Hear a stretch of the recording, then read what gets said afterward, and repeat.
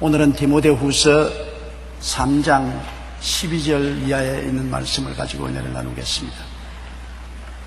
3장 12절 다 같이 읽으십시다. 무릇 그리스도 예수 안에서 경건하게 살고자 하는 자는 박해를 받으리라. 예수 믿고 세상과 타협해서 살면은 박해를 받을 필요 없습니다.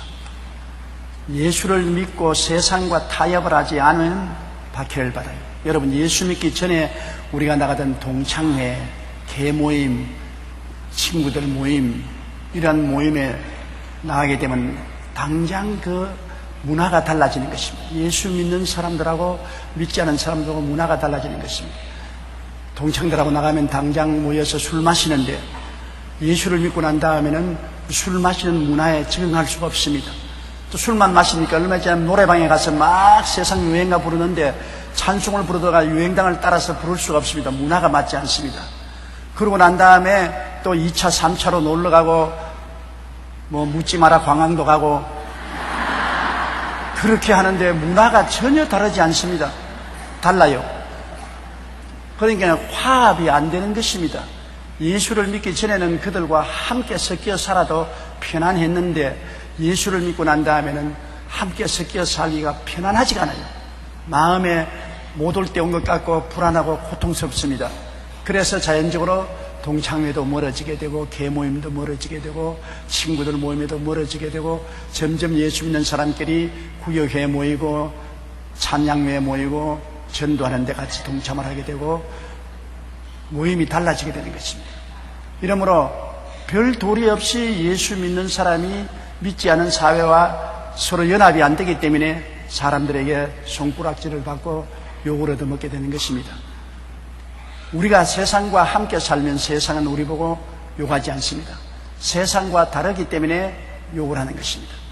그러나 예수 믿는 사람은 예수 믿는 세계 속에 문화가 뚜렷이 다릅니다.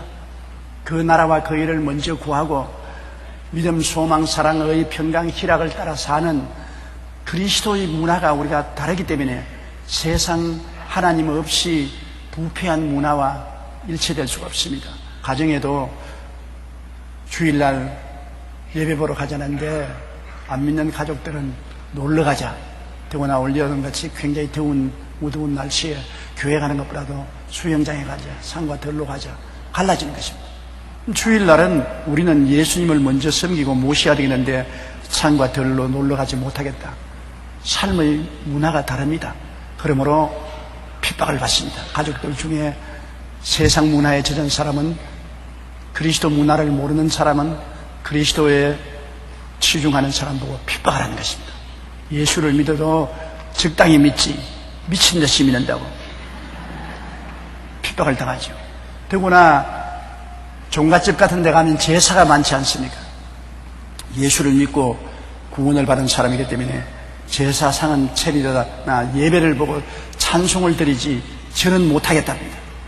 그러나 세상에 젖어 있는 전통적인 가족 식구들이 조상에 절 안 한다고 불효막심하다고 욕을 합니다. 뭐 살아있을 때 효도는 별로 하지도 않으면서 죽으면서는 자기 잘 먹으려고 차려놓고 난 다음에 그게 절 안 한다고 욕을 합니다. 심지어는 쫓겨나기까지 하는 것입니다. 세상 문화하고 그리스도를 섬기는 문화하고 다른 것입니다. 그리스도를 섬기는 사람이 제사를 지내지 않은 것은 아닙니다. 그날을 기념일로 삼아서 예배를 드리지 않은 것입니다.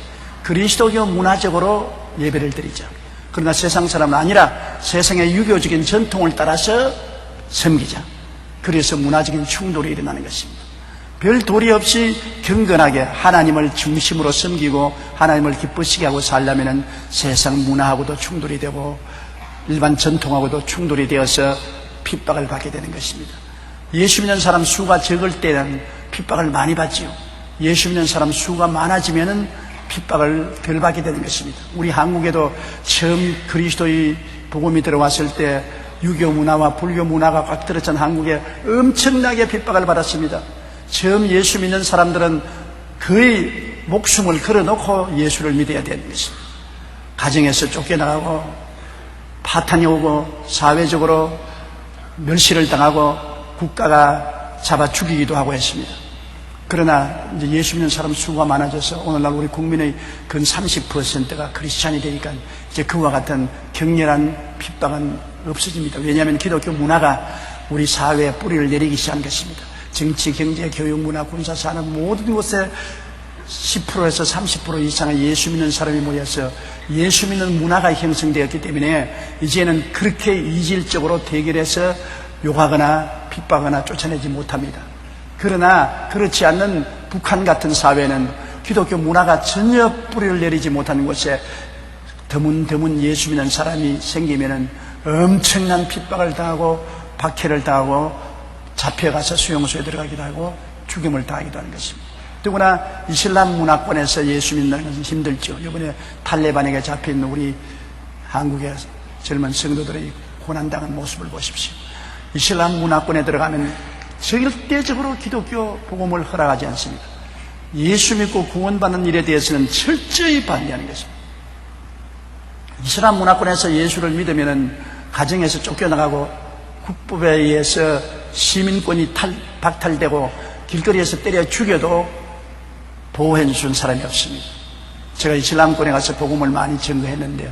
더구나 말레이시아에 가서 복음을 전거할 때 말레이시아 사람은 이슬람을 믿기 때문에 그 사람에게 직접 전도하면 법을 어기게 되기 때문에 쫓겨나게 되는 것입니다. 집회를 해도 인도 사람, 중국 사람들이 오지 말레이 원주민은 못 옵니다. 그런데 집회를 마치고 호텔에 들어오면 말레이 원주민에서 전화가 걸려오는 것입니다. 자기는 말레이 원주민이기 때문에 이름도 말할 수 없고 주소도 말할 수 없으나 오늘 운동장에서 설교하는 것을 담 넘어 들었다. 자기도 예수를 믿고 구원을 받고 싶고 기도받고 싶으니 기도해달라. 그러한 간청도 오고요. 또 대개 호텔에서 일하는 아주머니들이 말레이인이 많은데 제가 집회를 하고 오니까 잠옷이 없어졌어요. 소지하는 사람이 잠옷을 훔쳐가 버렸어요. 예수 믿는 목사의 잠옷을 훔쳐가서 가져가면은 입으면 하나님이 복을 받을 줄 알고 남의 잠옷을 훔쳐가 버렸어요. 이러므로 문화라는 것은 여러분 정말 중요한 것입니다. 물고기가 물을 떠나서 살 수 없는 것처럼 사람은 문화를 떠나서 살 수 없어요. 신라, 고구려, 백제 시대는 한국의 문화는 불교 문화가 중점이었습니다. 고구려, 신라, 백제, 고려 시대의 문화는 불교입니다. 불교 문화 속에서 정치, 경제, 교육이 다 이루어졌기 때문에 불교 문화를 떠나서 살 수가 없습니다. 그러나 이시조선 시대에는 유교가 들어와서 불교를 축출하고 유교 문화가 한국을 점령했습니다. 그래서 한국에는 정치 이념, 경제 이념, 교육 이념, 생활 이념이 다 유교를 중심으로 이루어졌습니다. 유교를 떠나서는 살 수 없어요. 그러다가 120년 전에 기독교가 들어오니까 유교와 배척을 한 것입니다. 유교 문화 속에 기독교가 들어오니까 배척을 해서 감옥에 가두고 쫓아내고 죽이고 온갖 핍박을 다 했습니다. 그러나 기독교가 서서히 전파되어서 점점 세력을 얻으며 기독교 문화가 뿌리를 내리게 되죠. 오늘날에 와서는 우리 대한민국은 정말 예수 믿고 살기 좋은 나라입니다.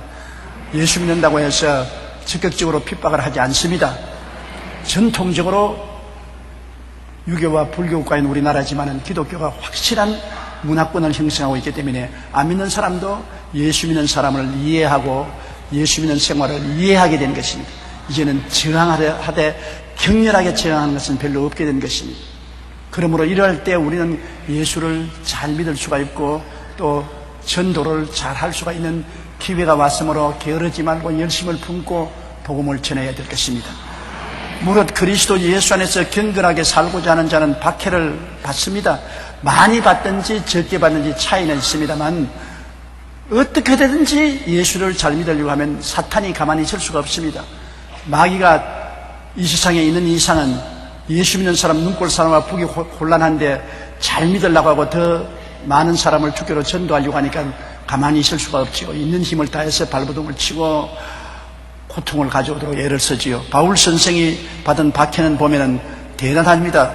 고린도후서 11장 23절로 28절에 보면 내가 수고를 넘치도록 하고 옥에 갇히기도 더 많이 하고 매도 수없이 맞고 여러 번 죽을 뻔하였으니 유대인들에게 40에 하나 감한 매를 5번 맞았으며 3번 태장으로 맞고 1번 돌로 맞고 3번 파선하고 일주일을 깊은 바다에서 지냈으며 여러 번 여행하면서 강의 위험과 강도의 위험과 동족의 위험과 이방인의 위험과 시내의 위험과 광야의 위험과 바다의 위험과 거짓 선지자 중의 위험을 당하고 또 수고하고 애쓰고 여러 번 자지 못하고 줄이며 목마르고 여러 번 굶고 춥고 헐벗었노라.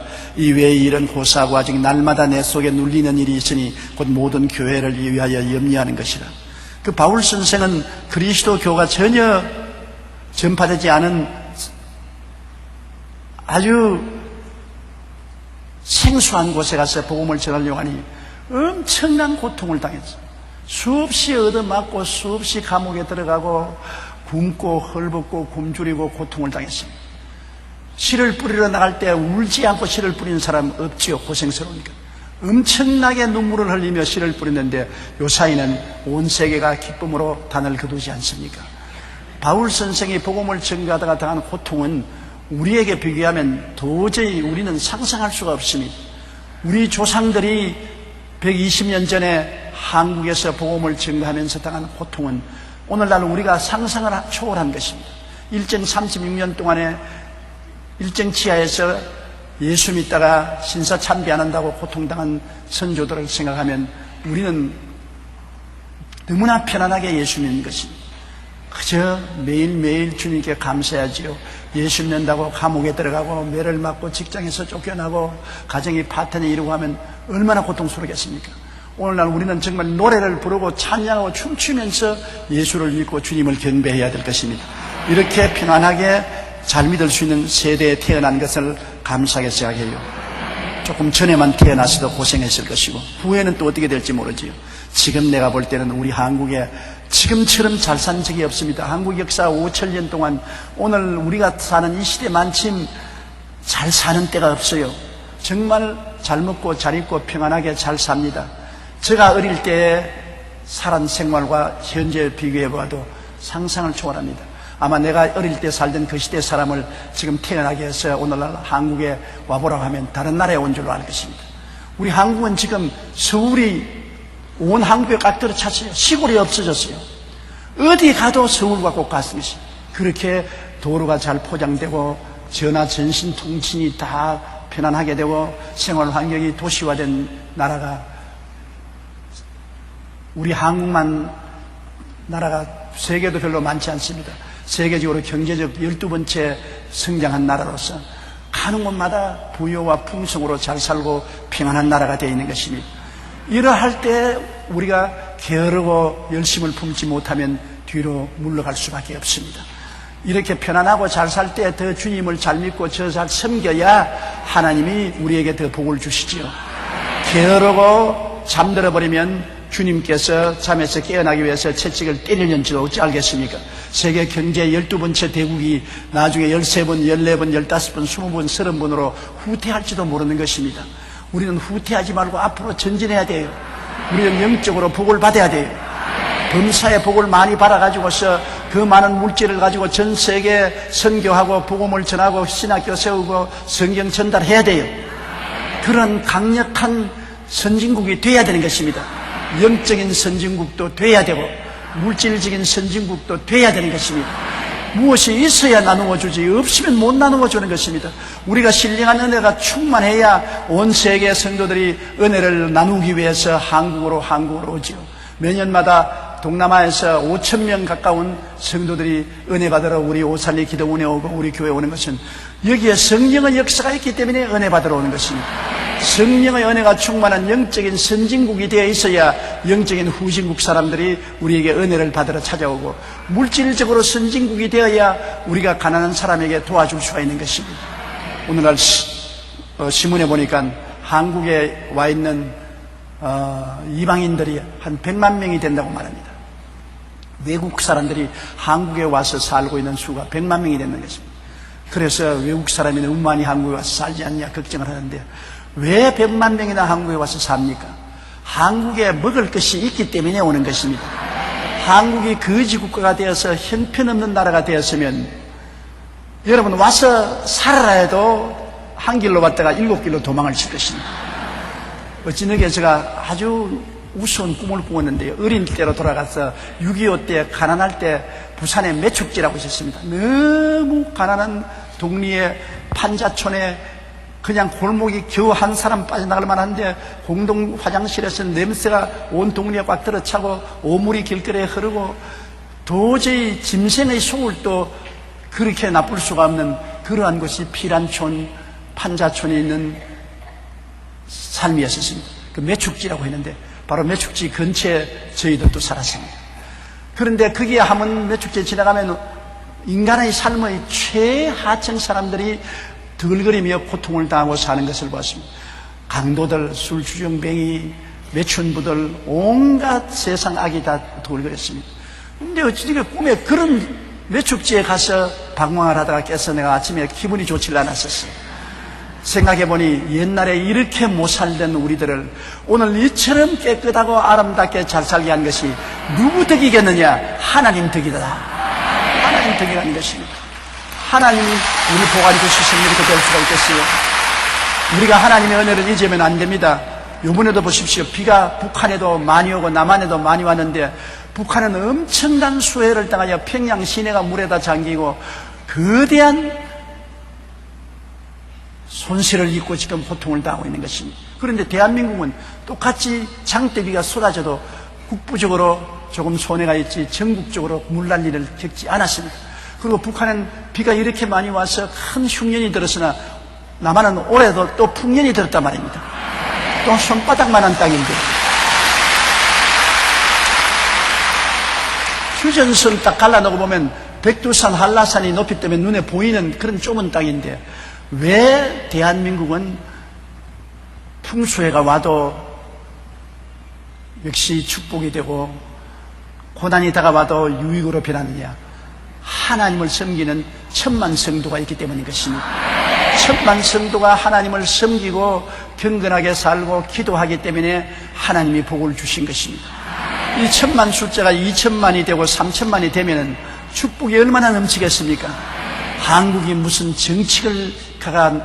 정치를 잘해서 잘 사는 것도 아니고 사업가가 사업을 잘해서 사는 것도 아니고 노사가 연합해서 화합이 잘 돼서 나라가 잘 사는 것도 아니고 국민성이 좋아서 한국이 잘 사는 것도 아닙니다.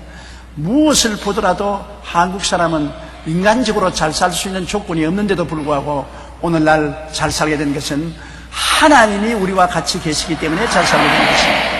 우리 한국이 6.25 사변 이후로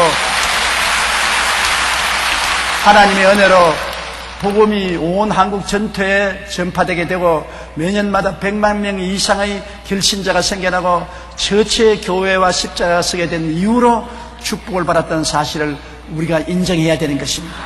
그러므로 우리가 잘 살기 위해서는 그 나라와 그 일을 구하는 숫자가 날로 많아져야 되는 것입니다. 예수 믿는 숫자가 날로 많아져야 되는 것입니다. 오늘날 사람들은 교회가 숫자가 많아지는 데 대해서 비평을 말하고 질적으로 향상되어야 된다고 말하는데 여러분 어느 건 또 치우치지 말아야 되는 것입니다. 숫자도 많아져야 되고 또 숫자 많아진 사람이 진짜 질적으로도 좋아져야 되고 주와 질은 같이 가야지 한 곳만 가서는 안 되는 것입니다. 질이 없이 숫자만 많아도 안 되고 숫자가 적은데 질만 향상되어도 안 되는 것입니다. 숫자도 많고 질도 향상되고 그래서 세계적인 기독교 대국이 되어야 될 줄로 믿습니다. 13절요. 악한 사람들과 속이는 자들은 더욱 악하여져서 속이기도 하고 속기도 하나니 세월이 말세가 될수록 마귀가 발악을 합니다. 악한 사람들이라는 것은 예수를 안 믿는 사람들을 전체 표현해서 악한 사람이라고 합니다. 악이란 뭡니까? 하나님을 믿지 않는 것이 악입니다. 성경에 에레미야가 말하기를 내 백성이 두 가지 악을 행하였나니 그 첫째는 생수에 그런 데는 하나님을 버린 것과 둘째는 스스로 웅덩이를 팠는데 물을 채워 놓을 수 없는 터진 웅덩이라고 말한 것입니다. 그게 악은 보면 하나님 버린 것이 악이고 그 다음 인본주의로 서서 하나님 없이 인간적으로 살겠다고 노력하는 것이 악이라는 것입니다. 악이라는 것은 여러분 하나님 없이 사는 것이 악이고 인본주의로 사는 것이 악인 것입니다. 그렇기 때문에 악한 사람들은 하나님 없는 사람, 인본주의적인 사람은 속이기도 하고 또 더 속기도 하는 것입니다. 예수가 믿고 하나님 없는데 뭘 스스로 의와 진리와 거룩함을 쫓아 살겠습니까?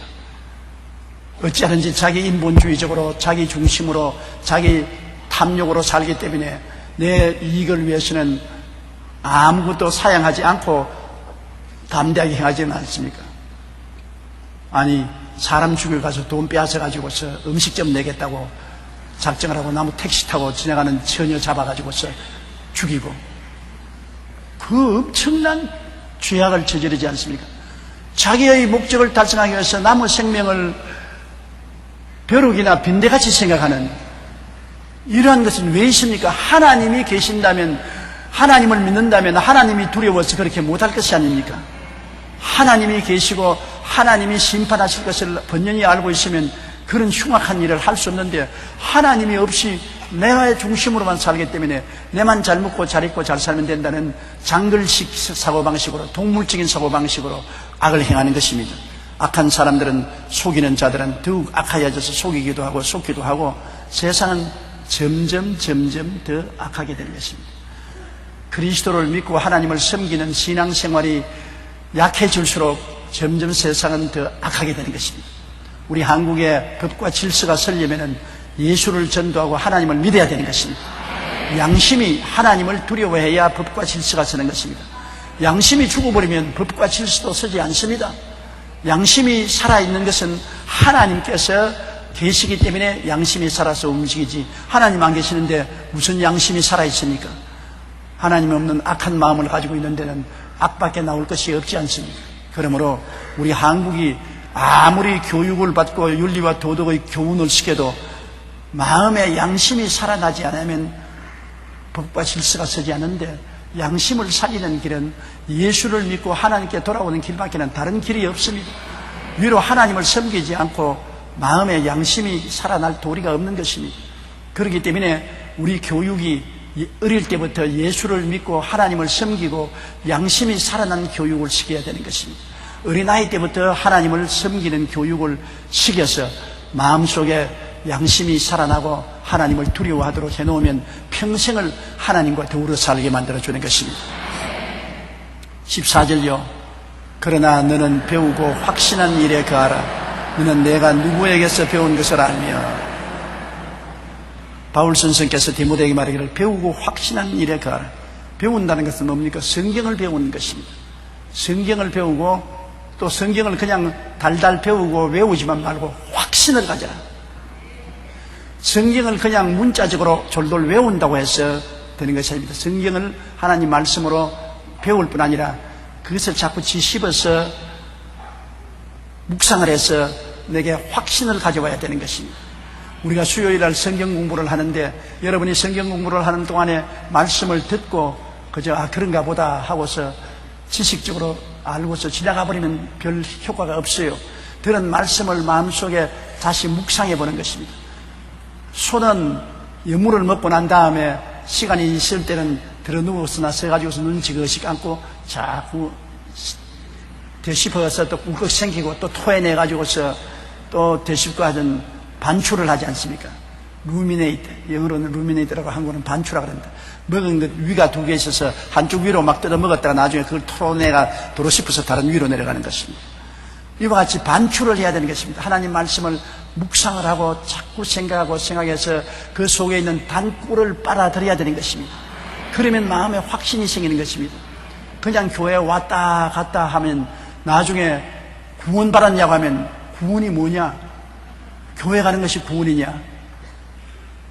어느 사람 간증을 들으니까 아버지를 정말 예수께로 인도하려고 기도를 많이 하고 수십 년 동안 노력해서 겨우 병들어 죽게 된 아버지가 회개를 하고 병 낫고 교회에 남았는데, 세례를 받으라고 하니까 세례 문답에 목사님이 하나님이 몇 분이십니까? 10분입니다. 그 왜 하나님이 10분이니까 우리 이 동리에 교회가 10개 있기 때문에 10분의 하나님이 계신다. 그는 여러분 배우기는 배웠는데 확신이 없습니다. 하나님이 계신다는 것을 알았지만 진리를 확실히 모르고 하나님이 10분이 있는 것이 어디 있습니까? 성부, 성자, 성신, 삼위일체 하나님을 알라고 물었는데 10분의 하나님이 있다고 하면 어떻게 하는 것입니까? 옛날에 중앙대학교 창설한 이명신 박사의 어머니가 교회 처음 나왔을 때 목사님이 세례받아서 은혜 받으라고 했습니다. 그리고 세례 문답을 받고 해야 되기 때문에 그 할머니 꼭 세례 문답할 때 뭐라고 대답하면 누가 나를 예수님이 왜 죽었나요? 그러다 내 죄를 위해서 죽었습니다. 꼭 외우세요. 예수님이 누구를 위해서 죽었느냐? 내 죄를 위해서 죽었습니다. 고향 끄떡끄떡.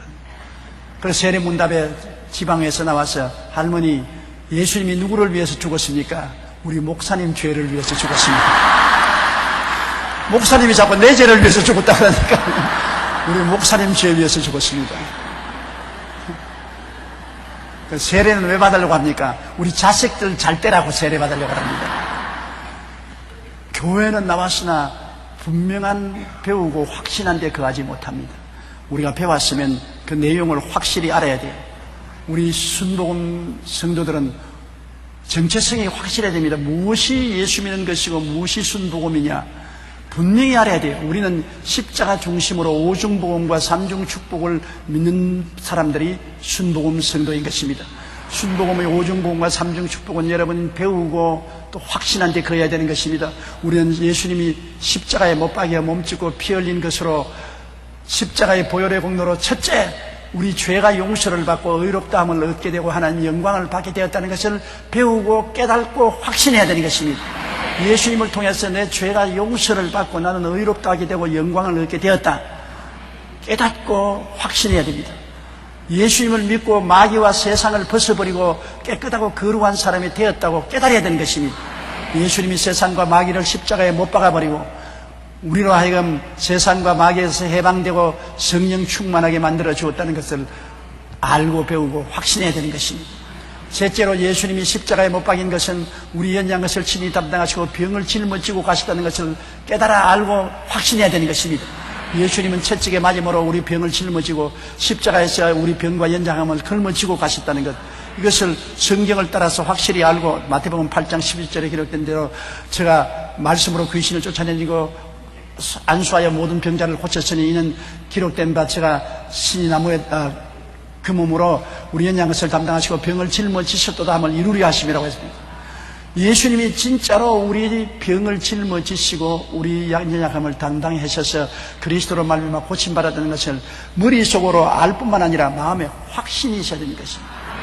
넷째로 예수님이 십자가에서 저주를 받은 것은 우리 아담의 이후 땅이 저주를 받아 가시와 은극기를 내고 이마에 땀을 흘려 먹고 사는 고생에서 해방시켜 주어서 아브라함의 축복을 받게 하셨다. 그를 위해서 십자가에 고난당하셨다. 이것을 깨달아 알고 확신해야 되는 것입니다. 그 다음 예수님이 십자가에 죽은 것은 우리를 대신해서 죽으셔서 사망과 음부를 철폐하시고 부활 영생 천국을 주셨다는 것을 배워서 알고 확신해야 되는 것입니다. 이 확신을 하지 못하면 바람이 불고 요동치면 넘어지고 마는 것입니다. 이 세상에 불신의 풍조가 얼마나 셉니까? 예수 그리스도를 반대하고 신앙에 대해서 도전하는 세력이 너무나 많습니다. 그러한 풍파가 불어와도 내가 십자가 중심으로 서서 오중복음과 삼중축복 사랑하는 자여 내 영혼이 잘됨같이 내가 범사에 잘되며 강건하기를 간구하노라. 영혼 육이 완전 구원을 받는 이 은혜를 확실히 알고 서면 흔들리지 않은 것입니다. 배우고 그러고 난 다음에 하나님 성경 말씀에 서서 확실하게 알아야 되는 것입니다. 그래서 누가 뭐라고 말해도 흔들리지 말아야 돼요. 확신한 데 서지 못한 사람은 마음이 흔들흔들하는 것입니다. 마음에 너는 뭘 믿느냐? 나는 십자가를 통해서 오중보험과 삼중축복을 믿습니다. 그리고 사중지위를 믿습니다. 택하신 백성이요 왕같은 제사장이요 거룩한 나라요 그의 소유된 백성이 된 것을 확실히 믿습니다. 배우고 확신한 데 거해야 되는 것입니다. 그냥 주어들은 말을 가지고서 왔다 갔다 하다가 버려버리는 이러한 신앙은 신앙이 아닙니다. 내가 성경을 열심히 공부해서 배우고 그 성경의 기본적인 약속의 말씀을 확실히 가져야 되는 것입니다. 온 성경을 다 압축을 하면은 무슨 내용이냐? 예수 그리스도는 우리의 주님이 되신다는 것입니다. 이것이 창세기부터 계시록까지 말씀을 다 압축하면 예수 그리스도 이 5글자에 합쳐지는 것입니다. 예수 그리스도 6글자구나. 그런데 예수 그리스도는 뭐냐? 예수 그리스도는 십자가에 못 박여 몸짓고 피 흘려 우리에게 오중복음과 삼중 축복을 주신 분입니다. 알겠어요? 성경 전체를 합축을 하면 뭐라고요? 예수 그리스도는 뭐라고요? 오중복음과 삼중 축복이죠. 이 내용을 후식에 부여잡고 알아야 되는 것입니다. 여러분, 우리가 주기도문 외울 때도 그냥 바빠서 그냥 숨 넘어간 듯이 주기도문을 외웁니다. 전능하사 천지를 만나신 우리 하나님 아버지를 믿사오며, 그러지 말고 주기도문을 외울 때도 꾹꾹 씹어가면서 눌러서 주기도문을 외우면 주기도문 속에 우리 기독교의 근본 신앙이 다 들어있습니다. 그렇기 때문에 주기도문을 함께 외울 수 있으면 이단이 아니고 우리의 형제라고 말합니다. 이단인지 아닌지를 알려고 하면 주기도문을 그대로 믿느냐 안 믿느냐를 가지고 따져보면 하는 것입니다. 주기도문을 그대로 외우고 믿으면 이단이 아니고 우리 형제인 것입니다. 왜냐하면 주기도문에 우리 신앙의 근본 원리가 다 들어있는 것입니다. 주기도문을 바꾸거나 부인하면 이단이요 우리 형제가 아닌 것입니다. 그러므로 우리는 배우고 확신한 일에 살아야 되는 것입니다. 무엇을 배우더라도 그것은 예수님 중심으로 배우고, 무슨 확신을 가지더라도 예수님 십자가에 몸짓고 피 흘려서 구속하신 은혜에 확신하고 있어야 되는 것입니다. 병들어서 고생하는 사람, 교회 와서 예배드리고 그냥 안수받고 병 고쳐주십시오, 병 고쳐주십시오. 주님이 병 고친다는 것은 귀에 듣고 알아서 병 고쳐달라고 합니다. 그렇게 하지 말고 확신을 가져야 돼요. 그럼 확신을 어떻게 가지냐? 예수님이 빌라도의 뜰에서 채찍에 맞아 유혈이 낭자하게 되었다. 몸이 찢어졌다. 그런데 성경 베드로전서 2장 24절에 제가 채찍에 맞음으로 너희가 고침을 받았나니라고 말씀합니다. 성경에 그렇게 말을 했다. 저 하늘이 무너지고 이 땅이 꺼져도 하나님 말씀은 1.1핵도 변화가 없는데 성경에 그렇게 말했으니 나는 성경의 벽에 기대어 서서 움직이지 않는다. 제가 채찍에 맞음으로 난 나음을 입었다. 나는 이것을 배우고 확신한다. 아무리 고통이 다가와도, 아무리 괴로움이 다가와도, 아무리 병원의 의사 진단이 절망이라고 말해도 나는 예수님의 말씀에 선다. 그것이 확신한 데 서는 것입니다. 이렇게 확신한 데 서지 아니하면 고통이 다가오면 흔들거리고, 의사 진단이 다가오면 흔들거리고, 못 산다고 사람들이 말하면 마음이 흔들거리고, 뿌리가 흔들거리면 그 신앙이 아니지요. 신앙이란 바랄 수 없는 것을 바라고 믿을 수 없는 중에 믿어야 되는 것입니다. 아브라함은 그 나이 100살이 되고 그 아내가 90살이 되어서 인간적으로 자식을 낳을 수 없습니다. 바랄 수 없습니다. 믿을 수 없습니다. 그럼에도 불구하고 바랄 수 없는 중에 바라고 믿을 수 없는 중에 믿었으니, 즉 너는 많은 자녀의 조상이 될 것이라는 하나님의 약속이 이루어지게 하려면 했습니다. 그가 하나님의 약속의 말씀을 굳세게 붙잡아서 믿음에 흔들리지 않았었습니다. 보통 사람 같으면 흔들리죠. 100살 먹은 영감이 9살 먹은 아내에게 어떻게 자식을 낳습니까? 인간으로 생각해도 흔들리고, 경험으로 생각해봐도 흔들리고, 과학적으로 생각해봐도, 생체학적으로 생각해봐도 흔들립니다. 그는 말씀 위에 배우고 확실히 섰기 때문에 말씀이 이룰 줄 믿고 의심하지 않았었습니다. 여러분도 의심하면 안 됩니다. 배우고 확신하면 의심의 파도가 닥쳐와도 다 물러가야 되는 것입니다. 바다에 가보십시오. 파도가 쳐서 바위에 음습하라면 물보라가 바위를 덮어버리고, 아이고 바위가 이제는 안 보이구나, 물에 완전히 사라졌구나 생각했는데 조금 있다가 보면 물보라는 다 깨어지고 바위는 그대로 탁 서 있는 것입니다. 여러분의 믿음은 반석같이 돼야 되는 것입니다. 의심의 파도가 쳐와서 때리더라도 순식간에 파도는 다 물러가고 믿음의 반석은 우뚝 서야 되는 것입니다. 그 믿음의 반석이 어디에 있습니까? 굳건한 반석이 뭡니까? 주님의 말씀인 것입니다. 말씀을 배우고 말씀을 깨달아서 알아야 그 반석 위에 설 수가 있는 것입니다. 첫째도 말씀이요, 둘째도 말씀이요, 셋째도 말씀인 것입니다. 말씀을 알지 못하면 파도에 휩쓸리면 그냥 뒤집혀지고 마는 것입니다. 배우고 확실한 일에 거하라. 너는 내가 누구에게서 배운 것을 알며 디모데는 자기 어머니에게서 신앙을 배우고 그리고 또 바울에게서 신앙을 배웠었습니다. 어머니의 신앙 교훈이란 굉장히 중요하지요. 여기 우리 15절 보십시다.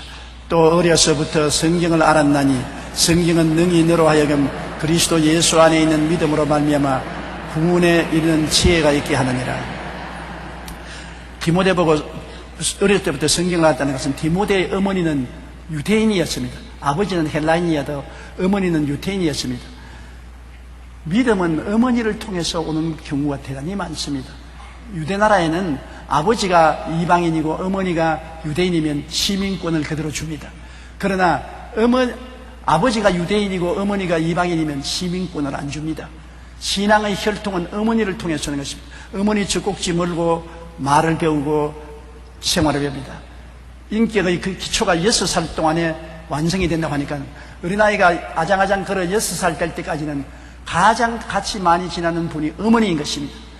그러므로 어머니의 입에서 나오는 것을 받아들여서 그 인격의 기초를 삼는 것이기 때문에 어머니가 신앙을 가르치는 것입니다. 모세의 어머니 보십시오. 모세의 어머니는 모세를 바로가 죽이려고 하기 때문에 갈상자에서 나일강에 띄웠다가 바로의 공주가 그를 건져내어서 유모로 삼을 때 모세의 누나가 어머니를 데리고 와서 유모로 삼았지 않습니까? 모세가 어머니 품에 한 6살쯤 될 때까지 자랐습니다.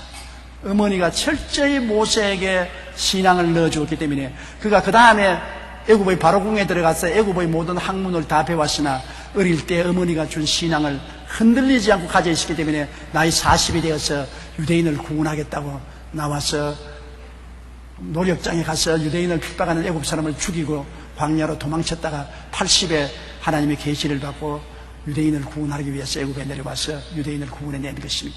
모세가 될 수 있는 것은 어릴 때 어머니 품에서 맡겨져서 젖을 먹고 자라면서 교육을 받은 그 신앙이 그 마음속에 끝까지 뿌리를 내린 것입니다.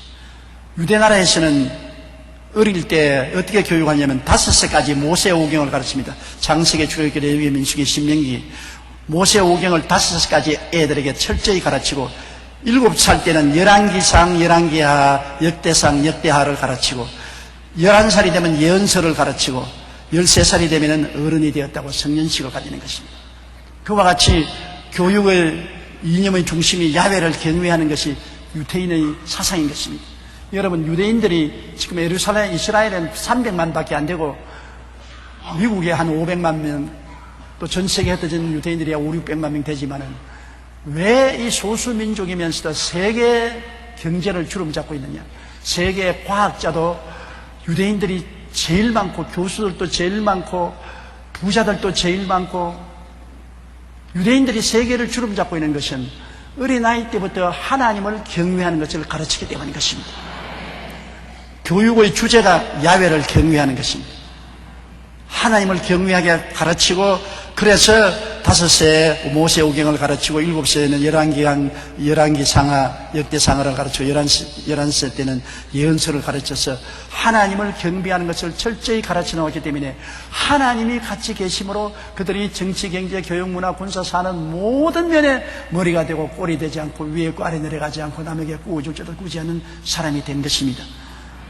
어려서부터 성경을 알았다고 여기 디모데에게 말한 것처럼 유대인들은 어려서부터 성경을 가르칩니다. 우리도 교회 학교 때부터 어린아이에게 성경을 가르치는 것이 굉장히 중요한 것입니다. 어릴 때 성경을 가르쳐 놓으면 백발이 되어도 잊어버리지 아니하는 것입니다. 60세가 넘어서 예수 믿는 사람은 겨우 1%도 안 되는 것입니다. 이미 마음이 굳어져 가지고서 60세 된 노인에게 아무리 예수 전도해도 고개 설레설레 흔들고 안 믿습니다. 그러나 어린아이들은 어릴 때부터 벌써 기도하면 이렇게 할렐루야 아멘, 그때부터 저항 없이 그리스도의 복음이 들어가는 것입니다. 어린아이들을 어머니가 품에 품고 혹은 할머니가 품에 품고 그리스도의 복음을 넣어주면 나중에 초등학교, 중등학교, 대학을 다니면서 무신론에 대한 교육을 그렇게 홍수같이 바라도 마음 중심에 예수 그리스도의 복음의 씨앗이 깍 심어져 있어가지고서 살아가다가 이것이 사기 나고 입이 트는 것입니다. 처음 마음속에 심어놓은 씨앗이 굉장히 중요한 것입니다. 어린아이 때 그리스도의 복음을 전해야 되는 것입니다. 이 바울 선생은 디모데에게 말하기를 네가 어려서부터 성경을 알았다. 그 성경은 능히 너로 하여금 그리스도 예수 안에 있는 믿음으로 말미암아 구원에 이르는 지혜가 있게 한다. 성경 말씀을 통해서 하나님은 그리스도를 가르치고 예수를 믿게 하는 구원의 역사가 일어나게 하는 것입니다. 말씀이 왜 중요하면 이 성경 말씀은 세상 책이 아니고 하나님이 주신 책인 것입니다. 이 세상에 책이 얼마나 많습니까? 각 나라 도서관마다 수십만 권, 수백만 권, 수천만 권의 도서가 있습니다만 모두 다 사람이 적은 책들인 것입니다. 그러므로 그 세기가 지나갈 때마다 새로운 책이 나오고 새로운 책이 나오고 새로운 책이 납니다. 20세기에 진리된 것이 21세기는 진리가 아니고 21세기에 진리된 것이 22세기 가면 또 발달되니까 진리가 아니고 자꾸 발전되니 자꾸 새로운 책이 많이 나오죠. 2000년이 지내도 새로운 책이 아니고 그대로 있는 것은 우리 성경 말씀인 것입니다. 물론 6000년 동안 이 성경 말씀은 변하지 않죠. 이 성경 말씀은 세상 책이 아니고 하나님이 주신 책이기 때문에 너무나 귀하고 아름다운 책인 것입니다. 우리 성경책을 펼칠 때는 세상 말을 들으려고 펼치는 게 아니라 하나님 말씀을 들으려고 펼치는 것입니다. 세상 사람 만나려고 성경 읽는 것이 아니라 하나님 만나려고 성경 읽는 것입니다. 세상 지혜를 얻으려고 성경 읽는 것이 아니라 하나님의 지혜를 얻으려고 성경 읽는 것입니다. 세상의 지식이나 세상의 지혜로서 해결할 수 없는 문제를 성경의 하나님의 지혜와 지식을 가지고서 해결할 수 있기 때문에 성경을 읽는 것입니다. 이 세상에 여러분 인간이 사는 데는 남보다 더 나은 지식을 가지고 남보다 더 나은 지혜를 가진 사람이 언제나 이기는 것입니다. 그러면 성경은 하나님의 지혜요 하나님의 지식이기 때문에 하나님의 지혜와 지식을 우리가 깨달아 알고 그게 서서 살면은 머리 가지고 꼴이 될 수밖에 없습니다. 위에 있고 아래 내려갈 수 없습니다. 남에게 구워줄 때도 꾸지 않는 사람이 됩니다. 하나님의 지혜와 지식이 같이 계신데 누가 경쟁을 하겠습니까? 여러분 어린아이들이 다 똑같이 자라지만은 예수를 알고 말씀을 깨닫게 하고 난 다음에 세월이 흘러서 40-50년이 지나고 보십시오. 아주 현동하게 그들의 생활이 달라지게 된 것입니다. 오늘날 세계적으로 위대한 인물들이 다 예수를 믿고 성경을 아는 사람들입니다. 미국이 저 세계적으로 저렇게 잘 사는 나라가 된 것은 그들의 초대 미국을 세운 사람들이 예수님을 중심으로 나라를 세우고 예수님 섬기기 위해서 나라를 세웠기 때문에 오늘 미국이 저렇게 축복받은 것입니다. 성경을 알고 그 성경 속에 예수님을 깨닫고 예수님을 통한 믿음을 얻어서 구원에 이르는 지혜를 얻게 하기 때문에 성경은 너무나 중요한 것입니다. 성경을 늘 가슴에 품고 다녀야 되는 것입니다. 성경을 늘 머리맡에 두고 다녀야 되는 것입니다. 성경을 늘 읽어야 되는 것입니다. 성경 말씀을 늘 묵상해야 되는 것입니다. 성경은 하나님의 지혜와 지식이기 때문에 우리가 다 깨달을 수 없습니다. 여러분의 어린아이들에게 세상의 이야기를 해줘도 깨닫지 못하지 않아요. 왜냐하면 어린아이들은 지혜와 지식이 한계가 있기 때문에 어른들이 생각하고 말하는 것을 깨달아 알지 못합니다. 그러나 점점 자라면서 점점 깨닫게 되죠. 하나님의 지혜와 지식을 우리가 어떻게 다 압니까? 그러나 점점 자라면서 깨닫게 되고 깨닫게 되면 더 지혜롭게 되고 더 지식이 있게 되므로 성경은 몰라도 읽어야 되는 것입니다. 몰라도 자꾸 읽고 또 읽고 또 읽고 또 읽으면 우리가 점점 깨달아지고 점점 알아지게 되고 점점 더 지혜롭게 되는 것입니다. 16절요. 모든 성경은 하나님의 감동으로 된 것으로 교훈과 책망과 바르게 함과 의로 교육하기에 유익하니. 모든 성경, 창세기부터 계시록까지 있는 모든 성경입니다. 성경은 한 곳만 하나님이 계시된 것이 아니라 모든 성경이 다 계시된 것입니다. 창세기부터 계시록까지 성경의 모든 말씀은 하나님의 성령으로 감동되신 것입니다. 사람의 말이 아닙니다. 하나님의 감동으로 되었다. 하나님의 성령이 오셔서 감동하셔서 하나님의 성령이 사람을 도구로 사용하셔서 사람의 말을 사용해서 성경을 적게 한 것입니다. 그러므로 성경은 소설책이 아닙니다. 세상의 학문이 아닙니다. 하나님이 말씀하고 싶은 것을 성령이 오셔서 그 사람의 입술을 통해서 손을 통해서 적게 만드는 것입니다. 그러므로 무식한 사람은 무식한 말을 통해서라도 하나님의 말씀을 전하고, 지혜로운 바울 선생 같은 사람은 지혜로운 말을 통해서 말씀을 전하지만은 무식한 말도 하나님이 사용한 말씀이고, 지혜로운 말씀도 하나님이 사용한 말씀으로 하나님이 사람을 점령하셔서 그 사람의 인격을 통해서, 그 말을 통해서 하나님의 뜻을 전달한 것이 성경인 것입니다. 그러므로 성경은 일반 사람들의 글이 아닙니다. 소설도 아니고 문학 전집도 아닙니다. 하나님의 영감된 책으로 하나님의 지식과 지혜를 받는 책인 것입니다. 모든 성경은 하나님의 감동으로 된 것으로 교훈한다. 교훈은 우리에게 가르쳐서 더 잘되게 하는 것입니다. 우리를 교훈해 주시는 말씀이 얼마나 좋습니까? 좋은 부모를 모신 사람은 자식들에게 잘 교훈을 시켜서 그 자식이 잘되게 만들어주는 것입니다. 우리 인생을 잘 살게 교훈해주는 말씀이 바로 성경인 것입니다. 성경이 들어가면 가정이 편안해지고, 성경이 들어가면 정의로운 사회가 되고, 성경이 들어가는 국가는 축복받은 국가가 되고, 성경이 들어가면 변화를 가져오는 것입니다. 성경은 변화시키는 능력이 가져오는 것입니다. 왜냐하면 성경의 교훈은 악에서 선으로, 추악에서 깨끗함으로, 불의에서 의로 변화시키는 역사가 성경 속에 있기 때문에 놀라운 교훈의 역사를 가지고 있는 것입니다. 성경은 우리를 교훈하고 또 책망합니다. 죄를 지었을 때 내가 죄를 지은지 안 지은지 모르지 않아요. 그러면 잘못한 것을 책망하는 것입니다. 우리가 자동차를 운전하고 갈 때 신선을 꺼놓지 않습니까? 그 신선 넘어가면 안 된다고 꺼놓은 것입니다. 성경도 교훈한 말씀으로 이것을 뛰어넘으면 안 된다. 십계명이라는 것은 고통스러운 것이 아니라 계명을 어기면 우리에게 큰 고통과 괴로움이 다가오기 때문에 계명을 지키라고 경계를 하는 것입니다. 철책선을 세워놓은 것은 철책을 넘으면 밥 위에서 떨어지기 때문에 철책을 세워놓은 것입니다. 이처럼 하나님의 말씀은 우리의 유익을 위해서 가드라인으로 세워놓은 것입니다.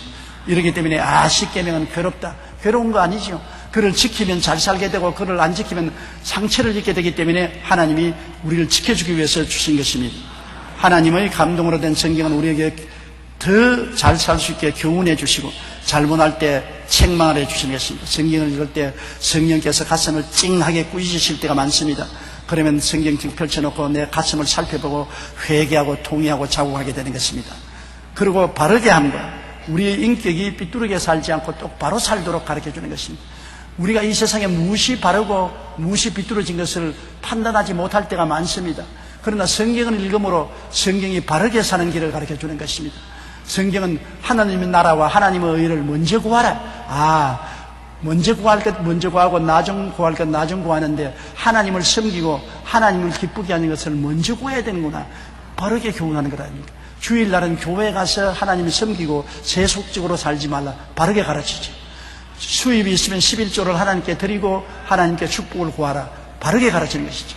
성경을 읽어야 무엇이 바르고 무엇이 안 바른가를 우리가 알고서 바로 생활할 수가 있게 되는 것입니다. 또 의로 교육한다. 의란 것은 하나님과 같이 살기 위해서 의롭게 교육받아야 되는 것입니다. 의란 것은 불의, 즉 죄와 타협하지 않은 것을 말하는 것입니다. 죄를 버리고 하나님 중심으로 그리스도를 섬기고 사는 것이 의입니다. 의로 교육하기에 유익한다. 그러므로 성경은 전부 우리를 교육하는 것인데 우리를 교훈하고 책망하고 바르게 하고 의롭게 교육해서 정말 하나님 앞에 부끄러움이 없는 사람이 되도록 세워주는 책인 것입니다. 77절요. 이는 하나님의 사람으로 온전하게 하며 모든 선한 일을 행할 능력을 갖추게 하리며. 우리 예수 믿는 사람은 세상 사람이 아닙니다. 하나님의 사람입니다. 따라 말씀해서 나는 예수 믿고 하나님 사람이 되었습니다. 안 믿는 사람은 세상 사람이요. 그들 속에는 세상 신이 들어와 있어요. 그런데 우리 예수 믿는 사람은 하나님의 사람이요. 우리 속에는 성령이 와서 계신 것입니다. 세상 사람은 마귀 편에 서 있습니다. 우리는 하나님 편에 서 있는 것입니다. 세상 사람은 그대로 가면 지옥으로 갑니다. 우리는 이 세상 떠나면 천국으로 갑니다. 그러므로 세상 사람과 하나님의 사람이 이렇게 현격하게 다르다는 것을 알아야 되는 것입니다. 하나님의 사람이 어떻게 온전하게 살 수 있느냐? 우리가 점점 온전하게 자라야 되지 않습니까? 어린아이가 태어나면 사람은 사람이지만 온전하지 않지 않아요. 어린아이 때는 똥오줌 싸고 자기 스스로 먹고 마시고 살지도 못하는 불완전하지 않습니까? 도와줘야 되는 것입니다. 그러나 점점 자라서 자기 발걸음으로 걷고 대소변 가리고 먹을 거 있고 옷 자기 스스로 갈아입고 온전한 사람으로 되어서 성년이 되지 않습니까? 예수 믿는 사람도 처음부터 온전하게 되지 않다. 세상에서 구원받아 나왔으나 아직 세상 때가 묻었고 세상 습관이 붙어서 세상에서 아주 버둥거립니다. 그러므로 온전하게 하기 위해서는 말씀을 통해서 교육을 시켜서 온전하게 되는 것입니다. 교육을 시키는 것은 끊임없이 시간이 걸리는 것이죠. 어린아이들 교육하는데 하루 만에 교육됩니까? 적어도 20살이 넘도록 교육을 시켜야 성인이 되는 것처럼 우리 신앙생활도 끊임없이 교육을 시켜야 되는 것입니다. 처음 예수 믿고 난 다음에 당장 여러분 성인이 된 신앙생활을 할 수는 없습니다. 온전하지 못하지요. 말도 예수 믿는 사람처럼 말하지 못하고 행동도 생활도 그리스도 신앙 믿는 중심으로 하지 못할 때가 많습니다. 그러나 이런 사람들을 자꾸 말씀으로 교훈하고 책망하고 바르게 고쳐주고 의롭게 교육해서 온전하게 되게 만드는 것입니다. 그래서 온전하게 되면 온갖 선한 일을 행하는 능력이 생기는 것입니다. 예수를 믿고 선한 능력이 생기면 지역장도 되고 구역장도 되고 다른 사람을 주께로 인도하게 되고 다른 사람은 신앙을 인도하기도 되고 귀신도 쫓아내고 올바르게 할 것을 가르치는 선한 사람에게 온전한 행동을 할 수 있는 능력을 갖추게 만들어주는 것입니다. 그러므로 성경이 이와 같이 귀한 것입니다. 하나님 말씀을 사랑하고 말씀을 중심으로 쓰고 말씀을 배우고 묵상하고 말씀 속에 있으면 여러분이 점점 말씀에서 자라서 여러분께서 온전하게 되어가는 것입니다. 교훈을 받고 책망을 받고 바르게 되고 의롭게 되어서 교육받은 훌륭한 성도가 되는 것입니다. 이 세상에 징병제도가 있어서 청년들은 다 군대에 불려갑니다. 제일 처음에 세상 옷을 입고 훈련소에 가면은 형형색색의 옷갈을 입고 머리도 긴 사람 짧은 사람 다 다릅니다. 그러나 그 훈련소에 들어가면 머리 쫙 다 깎아버립니다.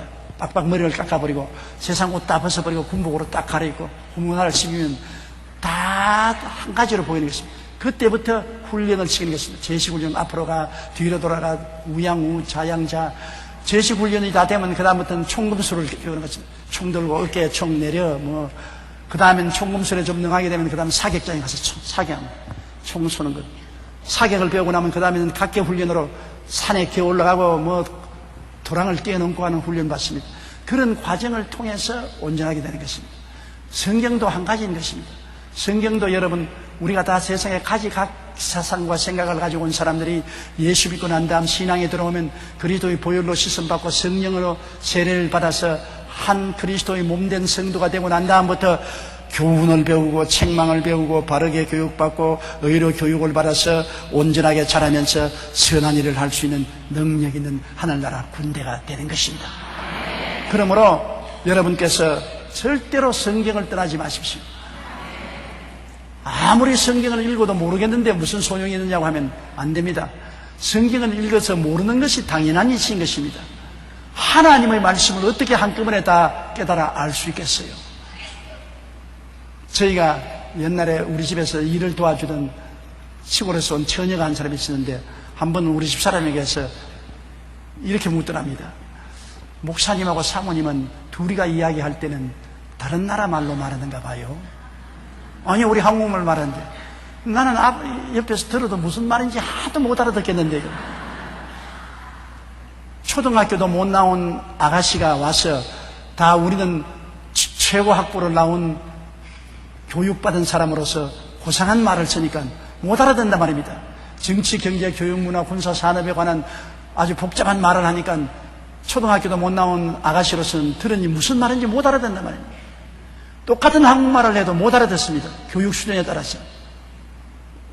저도 정치 전문가나 경제 전문가가 토론하는 거 들으면 들었기가 상당히 힘들 때가 많습니다. 한국말을 하는데도 너무나 어렵단 말입니다. 그런데 더구나 하나님 말씀을 우리가 단번에 다 깨달아 알아듣는다면 하나님처럼 되고 말지만 사람으로 살겠어요. 하나님 말씀은 내가 하나님 말씀대로 알고서 읽고서 깨달으려고 기도하고 노력하면 조금씩 깨닫게 돼요. 한 10년쯤 성경 말씀을 읽고 들으면 강아지 눈뜬만큼 뜨게 돼요. 성경이 그렇게 쉽게 깨달아집니까? 얼마나 놀라운 하나님의 지혜와 지식의 말씀인데, 그러므로 이 말씀을 대할 수 있다는 것만 해도 큰 영광이고, 이 말씀을 손에 들고 있다는 해도 경외로운 일인 것입니다. 그래서 모르는 말도 읽을 수 있으면 읽는다는 것 자체가 축복인 것입니다. 성경은 보고 듣고 읽기만 해도 복을 받습니다. 거기에 대해서 내용까지 알게 되면 복을 받게 되는 것입니다. 여러분이 몰라도 성경을 보고 읽어도 복을 받는다는 것을 아십시오. 여기는 왜냐하면 복 있는 사람 곁에만 가도 같이 복이 떨어지는 것입니다. 부잣집 처마에만 가도 얻어먹을 것이 있는 것입니다. 그러므로 하나님의 말씀은 보고 읽고 듣기만 해도 복이 떨어지는데, 하물며 내용까지 알게 되면 얼마나 큰 축복이 오겠습니까? 그렇기 때문에 자꾸 몰라도 보고 읽고 외우고 감사하고 하면 점점 그 교훈이 깨달아지고, 하나님 말씀 책망이 가슴 속에 깨달아지고, 바르게 교육을 받게 되고 의롭게 되고 선한 사람이 되고 하나님의 귀한 일꾼이 되어가게 되는 것입니다. 하나님 말씀을 배우고 확신한 데 거하십시오. 확신은 말씀 위에 서는 것이 확신한 것입니다. 감각은 확신할 수 없습니다. 눈으로 보는 것 믿을 수 없어요. 귀로 듣는 것 다 믿을 수 없어요. 느끼는 것 믿을 수 없어요. 우리 인간적인 전통 믿을 수 없어요. 세월이 가고 산천이 변해도 변치 않은 것은 이 하나님 말씀밖에 없습니다. 장차 저 하늘도 변하고 땅도 변합니다. 그래도 1.1핵도 변치 않은 것은 말씀밖에 없습니다. 말씀을 배우고 말씀을 깨닫고 말씀에 서면은 우리는 어떠한 역경도 이겨낼 수 있고 어떤 풍파도 이겨낼 수 있는 것입니다. 이 말씀의 전체를 다 축약하면 뭐라고요? 예수 그리스도의 내용은 뭐라고요? 오중복음과 삼중축복. 그것만 확실히 잡아도 여러분 굳건한 반석 위에 서게 되는 것입니다. 어떠한 세상의 파도가 쳐도 나는 예수 믿고 용서받고 의로운 사람이 되었다. 나는 예수님 안에서 거룩하고 성령 충만한 사람이 되었다. 나는 예수 믿고 치료받고 건강한 사람이 되었다. 예수 믿고 아브라함의 축복과 형통을 받았다. 예수님 안에서 부활 영생 천국인이 되었다. 새로운 신분을 나는 얻었다. 나는 영혼이 잘됨같이 범사에 잘되며 강건하고 생명을 얻을 때 풍성하게 얻는 새로운 자화상을 얻고 전인 구원을 받았다. 나는 택하신 족속이요 왕같은 제상이요 거룩한 나라여 거의 소유된 백성이라는 지위를 얻게 되었다. 예수님 안에서 나는 이렇게 새로운 정체성을 갖게 되었다. 움직이지 않는다. 흔들리지 않는다. 마귀가 와서 아무리 흔들어도, 세상에 와서 아무리 발을 걸고 넘어뜨려도 오뚜기같이 나는 이 진리 위에 선다.